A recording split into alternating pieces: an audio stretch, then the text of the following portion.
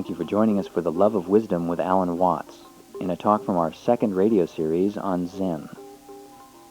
Through his books and public lectures, Alan Watts introduced millions of people in the West to Eastern thought. Today's program was recorded in the mid-1960s on the ferryboat Vallejo. It comes from a seminar on early Chinese Zen. Here's Alan Watts.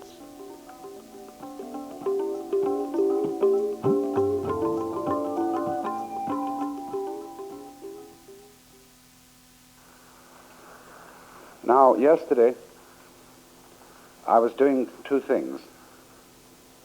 First of all, giving you a general summary and introduction to what Zen is all about, and discussing why it has become of such peculiar interest to people in the West. And I was emphasizing the point that it has a curious fascination because it seems to suggest that there is an understanding of the universe which solves what we call the problem of the human predicament. An understanding of the universe as a, to use a word loosely, as a unity instead of a diversity. And that somehow this is right under your nose, and you're only missing it by a hair's breadth. The whole attitude of Zen, the Mondo stories, the question and answer tales, very often, as they're recorded in the literature, culminate with the student having an instant insight. So the famous story when Huike, who was the first student of Bodhidharma, who is legendarily supposed to have brought Zen from India to China, he went to Bodhidharma and he had great difficulty getting an interview. And he was so intense about it that finally he cut off his left arm and presented it to Bodhidharma and said, "Look, I've cut my left arm off and you must accept me as your student." So Bodhidharma said, all right, what do you want?" He said, "I have no peace of mind. Please pacify my mind." Bodhidharma said, "Bring out your mind here before me and I'll pacify it." Huike said, "When I look for my mind, I can't find it." Bodhidharma said, "There, it's pacified." And Huike was instantly enlightened. Just like that. And so there are dozens and dozens and dozens of stories of that kind, and hence the colossal fascination. Now, then I went on to describe why Zen emerged in China through the confluence of Sanskrit, Indian Buddhism with Chinese Taoism. And I tried to explain how the translation of Sanskrit words into Chinese Taoist terms altered their flavor. And I gave particularly the illustration of using the word Tao for the Sanskrit marga, which means a path. And whereas in Sanskrit the word marga has more the sense of a methodological procedure, of steps, of a road that you follow that is laid down in advance and is in some way prescribed, Tao has an entirely different feeling. It has the sense of being in a flow. And so the expression Dao Liu, a follower of the way, instead of meaning something like, Christians were first called those who followed the way, those of the way. But it meant following the precepts of the master, or the way, the Jewish idea of following the law of the Lord. But in Taoism it has a completely different connotation. It is being in tune with the process of nature, which just very well cannot be written down. You've got to feel it in your bones. You've got to sense it with all your nerve ends. Nobody can tell you what it is because it's different for everybody. Everybody has his own Tao. And the great point is made of this. You see, in Taoism there is the Tao of heaven, which is the supreme Tao, the way of the universe. There is the Tao of earth, which are all the vegetables and plants and mountains and winds and so on. Then there is the Tao of man, and that the way of being human varies with every human being, more or less. And so to find it, you have to become very, very sensitive to your own inner inclinations. At first, this is difficult because we're also repressed and balled up in one way and another, that we don't know what our inner inclination is. And we think that there are certain things we ought to do if we relaxed and became spontaneous. And this means cut loose the traces, get drunk, have all the women, etc., or whatever, you know. You don't really want to do that. If you were actually sensitive to what you are inclined to do, you'd find out the most surprising things. You'd find out what you want to eat. You know, how do these ducks know what to eat? Nobody ever told them. But they know, and they're able to discriminate between a good fish and a bad one. Because they are properly sensitive. So the following of the way in Taoism is like that. And it can't be written down in advance what it should be. So in the same way in the study of Zen. Now, in modern times, a certain formality has entered into Zen since the 17th century, since Hakuin. Because Hakuin devised, he systematized the koans. And so there is, according to the following of Hakuin, a proper answer for each koan. And you've got to find it without any help. For example, there is a koan which says of two women, or says of a woman, is she the younger or the older sister? And this is answered in some such way as this. You see, in the world of suchness, it isn't important whether she's younger or older, but she is just what she is, you see. And so the hat of the Oriental woman is put on, and she goes along. She goes that way. That's it, you see. When I was with Mr. Senzaki, he once suddenly sprung a koan on me without the slightest warning. In the middle of an ordinary conversation, he said, when the water goes out of the drain, does it go clockwise or anti-clockwise? I said it might do either. He said, no, this way. Don't stop to think. Now he said, which came the first, egg or hen? So I said, duck, duck, duck, duck, the cat. Ah, that's right. So now, but all those koans in modern Zen do have prescribed answers. And a monk has recently threatened to reveal the whole lot, because he says the masters have become lazy. And they just accept these prescribed answers and they make a lot of falderall. But originally, they didn't have prescribed answers. Originally, you just had to show that you understood, and that took intelligence on the part of the master to know whether you really had the feeling for it or not. So that feeling to respond instantly to these situations, a koan is simply putting you in a dilemma. What are you going to do? It's like when two people meet each other on the sidewalk, and they one steps to the right, the other steps to the left to get out of the way. Then they go like this. They say, now come on, stop this. Let's agree. You're going to the right, I'm going to the left, or whatever it is. And that would be confusion again, wouldn't it? But still, you know, that sort of hassle comes about. Well, the Zen masters deliberately put their students in these sort of dilemmas. And so the thing is to be able to respond as the Tao goes, as the natural flow of things. It's like, for example, when water is poured out on the ground, don't you notice how it seems to put out fingers? And some of them it doesn't follow, but it instantly finds the line of least resistance. And it seems to exercise an extraordinary intelligence in finding its way along. So Lao Tzu said, the man of the Tao is like water. The Tao is like water. It seeks the lowest level which men abhor, and it does this without effort. But it does it with the intelligence which is fundamentally the sense of gravity, you see?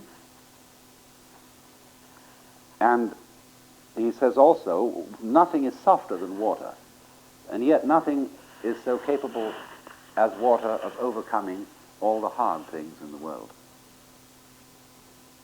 So that sense, you see, of naturalness, of finding the natural way to do things, is absolutely basic to Chinese ideas of mysticism. So then, naturalness is the approach of the early Zen masters to the study of Zen, and no one is more important in this respect than Huineng, the sixth patriarch, who died in 713 AD. I don't know how many of you know the story of his life. It is of some importance. It is told that he was a very poor peasant boy, very young, and one day when he was delivering kindling, his business was to sell firewood, he heard somebody reciting the Diamond Sutra. And he came to the passage where it says, "Awaken the mind without letting it stick anywhere." And instantly he saw the point. And he was, right at that moment, Bodhisattva. Now, that means, in other words, this passage, use your mind in such a way that it doesn't stop at any point. See, stopping, that's hesitation. If somebody approaches you with a knife and is about to slay you, and you hesitate, wondering what to do, your mind is stuck at a point. But if you just slide through the situation like water would if somebody grabbed hold of it, you see, you wouldn't stick. Aikido is based on this. Aikido is the inner essence of judo, and it's based on learning how never to be stuck.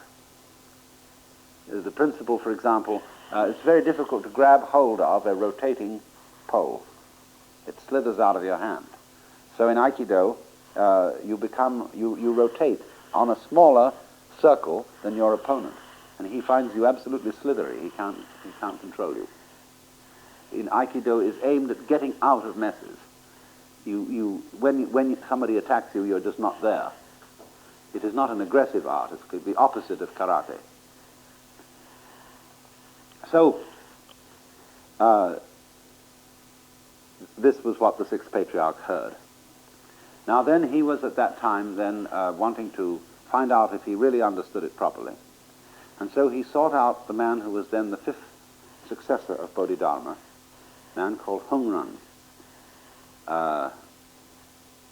And he was in charge of a very large monastery in the province of Wanmei, and he had about 1,000 students.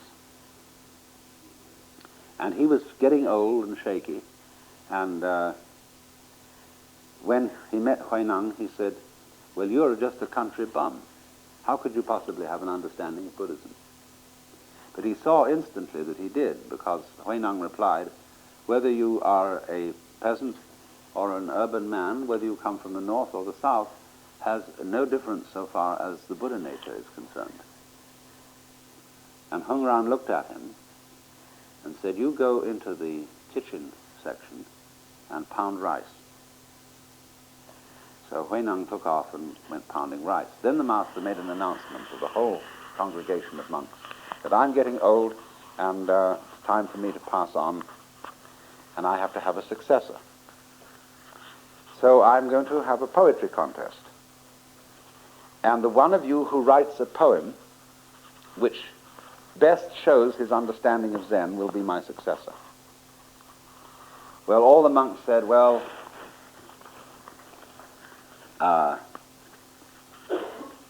Xinxiu is the senior monk, will obviously get the office. And there is no point any of us writing a poem. But this poor head monk wrestled within his heart because he realized that he didn't really understand. And what to do to write a poem. So he decided to do this. He would write his poem on the corridor outside the wall of the corridor outside the master's room. And then he'd do it secretly in the middle of the night. And then if the master approved of it, he would come forward and say he'd written it. If the master disapproved of it, he would just say nothing. So he went out in the middle of the night and wrote this poem which said, "Our body is the Bodhi tree. Our mind is a bright mirror standing. Carefully we wipe it hour by hour so no dust falls on it." The Bodhi tree, you know, is the tree under which the Buddha was enlightened. And there is all through Indian literature a symbolism of the body as a tree.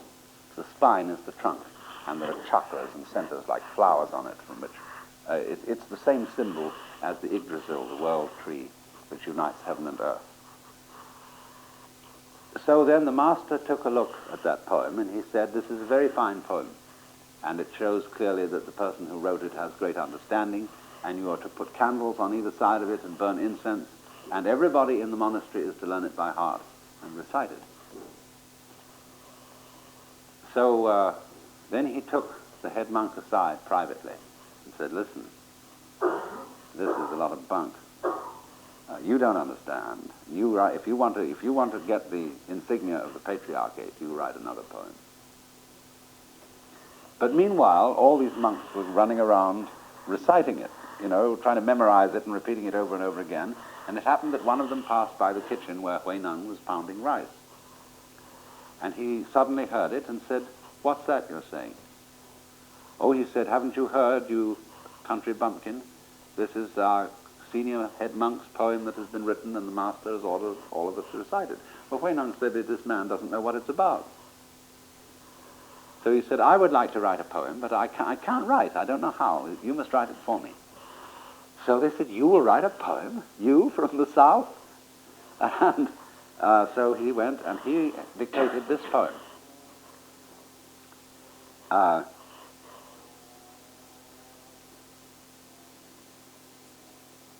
Fundamentally, you know, it says, "The body is not the Bodhi tree, nor is there any mirror.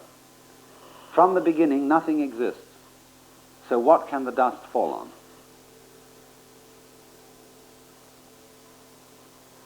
And the patriarch came out and saw this.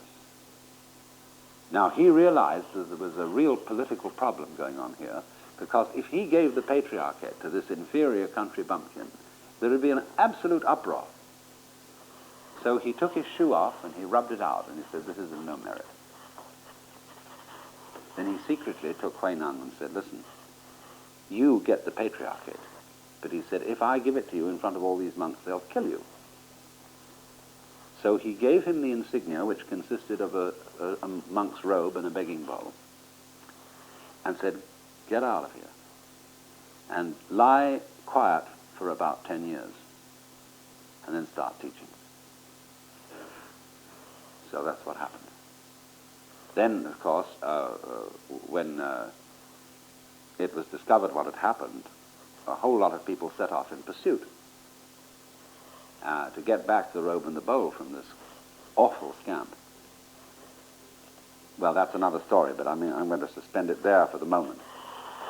See, what he said, there isn't a Bodhi tree, there is no mirror, so since everything is void, literally it says in Chinese, fundamentally comes not one thing.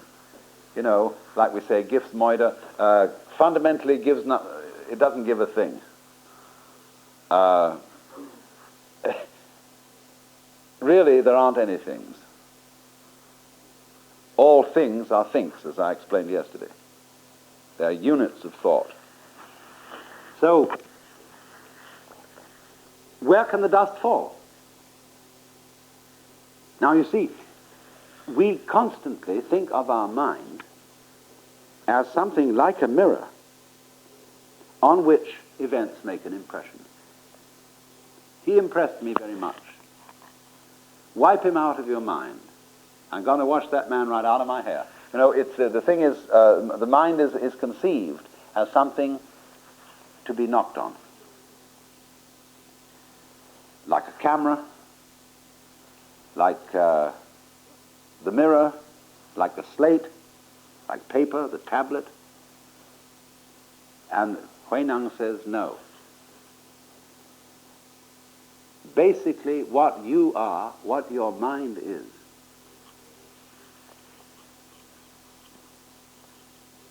isn't anything like that. In his sutra, which is called the Sutra of the Sixth Patriarch, he puts it this way. The nature of oneself is great because it embraces all things. And all things are nothing but your own nature. It sees all men and all things other than men, good and evil, good things and evil things, and it does not renounce any of them, nor is it contaminated by them or attached to them. It is like empty space. This is called great, and is what the Sanskrit word maha means. Deluded people recite the word with their mouths, but wise people put it into practice with their minds. There are also deluded people who keep their minds empty without thought and call it great. That also is wrong. The capacity of the mind is great, but if it is not put into use, it becomes small. Do not just talk about it and then fail to use it. Such people are not my disciples. So this is the fundamental notion in early Zen of the mind. That the space which you see all around you, containing the whole universe, is identical with your own mind. Even Dante had this idea, curiously enough. But when you come to think about it, you can see why it is so. Your eye, your ears, your sense of motion, supposing you shut your eyes and your ears, and yet you have the sense of moving through space. All the space is evoked by your eye, your ear, your motion, your sense of touch. And were it not for that, there wouldn't be any space. Space and man, men, people, beings, animals, birds, etc., whatever it may be that is living, they come into being simultaneously. They arise mutually, as the Chinese would say. So then what are you? Now look, it's fascinating. What about your head? Look at your head. You can't. You turn around and suddenly your head disappears. And your head, what color is it? What is it like behind the eyes? Look, you see an oval of vision, don't you? See, it's about that big. All right, now here it is, all the world is out there in front of you, whichever way you turn. What is it like behind the eyes? Well, you don't sense it, do you, as something black. It isn't like darkness, but it isn't light either. It's simply not there. It's a void. So it is as if the condition of your seeing anything is that you have no head. Everybody is fundamentally headless. Everybody else has a head, but you don't. It's like that. Because, actually, what your head is like inside, what your head feels like on the inside is what you're looking at, what you're hearing. See, all that's inside your head. The optical nerves center right back here. That's where you are experiencing, physiologically, everything that you see. So, the blank inside of your head is the same as what you see outside. Now, inside the head, is there somebody looking at this? As if you were sitting in front of a screen, if there was someone inside your head looking at this TV show inside his head. No, there isn't. Because you are what you see. See, what you see is inside your head. That's how it feels inside there. There's a lot more, of course, than that. I mean, they're all your feelings, emotions, memories, reactions, and so on. But they're all they're all in the same kind of goings-on as vision and hearing. But that is you. There's nobody looking at it. You and what you are looking at are all one. It's like front and back of a coin again, or the two sides of a Mobius strip. So this is the meaning of that the true mind is, to use Huineng's phrase, intrinsically pure. And no dust can fall on it. There's nowhere anything can hook onto it. Like you can't put a nail in the sky, so you can't put a nail in the mind. So when he says it's intrinsically pure, pure means clear. It doesn't mean pure in the sense that a person is pure who doesn't tell dirty stories or anything like that. No connection with it whatever. It means like the sky. One of the passages in the Dhammapada said that the way of a true Buddhist follower is like the path of a bird in the sky. Because the bird leaves no track.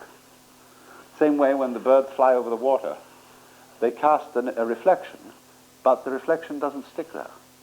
The poem says, the geese do not intend to cast their reflection. The water has no mind to retain their image. And so Zhuangzi says, the perfect man employs his mind as a mirror. It grasps nothing, it refuses nothing. It receives but does not keep. But there's no mirror there. So these are not precepts. This is not telling you what to do. This is an attempt to describe how it feels to have realized the mind, to be a Buddha. Everything feels unobstructed.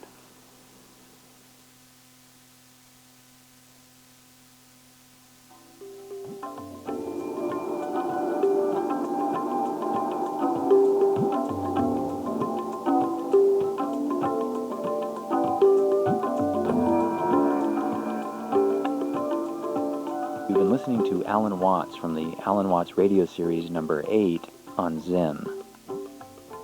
For information on how to obtain the radio series on cassette tape, call 1-800-969-2887.